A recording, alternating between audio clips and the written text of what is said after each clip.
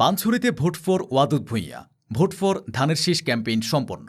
খাগড়াছড়ি থেকে মোফাজ্জল হোসেনের পাঠানো তথ্য ও চিত্রে বিস্তারিত। Desk news.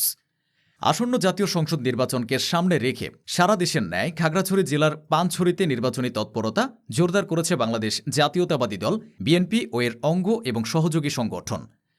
আজ বুধবার ৮ অক্টোবর ২০২৫ বিকেল ৪টার দিকে ৫ নং উল্টাছড়ি ইউপির ১ নং মোল্লাপাড়া ওয়ার্ডের ব্রিজপাড়া এলাকা থেকে শুরু হওয়া এই গণসংযোগ ও প্রচার অভিযান সুতকর্মা পাড়ার প্রতিটি ঘরে ঘরে সম্পন্ন হয়।